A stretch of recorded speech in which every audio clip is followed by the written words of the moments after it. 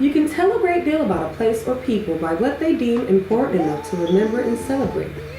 Celebrating Black History Month every year serves a myriad of purposes, but most importantly, it reminds and informs us of the role African Americans played in the American story. The historical legacy of African Americans in our community represents an important part of our past. Many distinguished African Americans have called Jacksonville home, including James Weldon Johnson, A. Philip Randolph, Zora Neale Hurston, and Bob Page, just to name a few. Today on Facts in 5, we'll look at lesser-known African Americans that had a tremendous impact in the city of Jacksonville in 5 minutes or less. Stay tuned. Number 1 is Dr. Eartha Mary Magdalene White. Born in 1876, Eartha White grew up in the Hansontown area immediately north of downtown. Eartha White dedicated her life to continuing the humanitarian work started by her mother, Clara White. For years, Clara White had been providing food and assistance to the needy from her own kitchen. Eartha White continued her mother's work by organizing the Clara White Mission in 1932.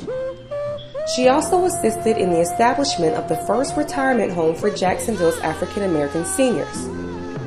Later, she helped establish the Milner Street Nursery, a tuberculosis sanitarium for African Americans, and Oakland Park, the first municipal playground reserved for African American children.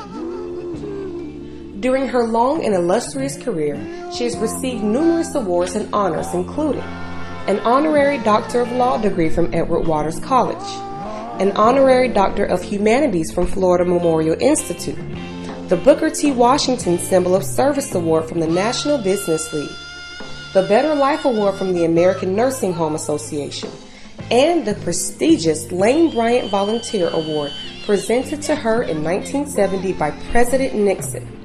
Eartha White was a trailblazer for service to her community and remained as such until her death in 1974 at the age of 97. Number 2 is Abraham Lincoln Lewis. Born in Madison County, Florida, Abraham Lincoln Lewis grew up in East Jacksonville. Responding to the need for health and burial insurance, A.L. Lewis joined with 6 other founders to organize the Afro-American Industrial and Benefit Association in 1901, which ended up being one of the earliest insurance companies in Florida.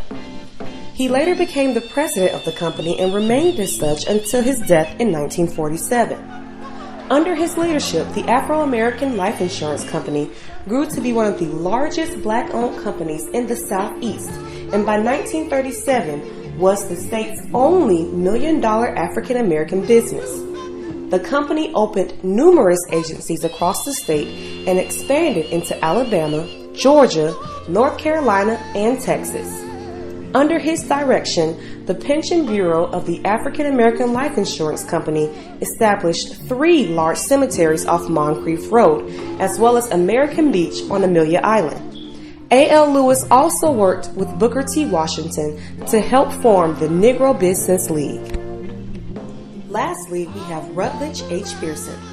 A Jacksonville native and local teacher, Rutledge H. Pearson played a major role in the advancement of civil rights in Jacksonville and Florida.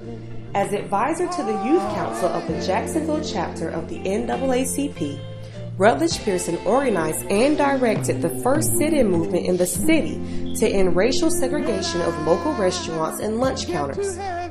On August 27, 1960, these young demonstrators were attacked in Hemming Park by a white mob carrying axe handles and bats.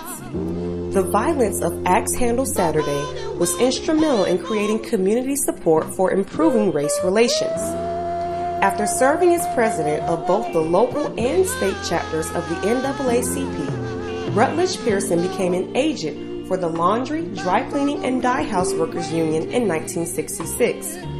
While on a trip from Atlanta to Memphis where a strike was planned, Rutledge Pearson died in a car accident on May 1, 1967, at the age of 37. Because of his courageous leadership in the civil rights movement, Rutledge Pearson was honored in 1992 with the Mary L. Singleton Award for Social Harmony presented by the Jacksonville chapter of the NAACP. Wow, what awesome legacies! Unfortunately, that's all we have time for today. I hope you learned something new that you can share with others this month. Stay tuned next week for another video segment. And as always, thanks for watching.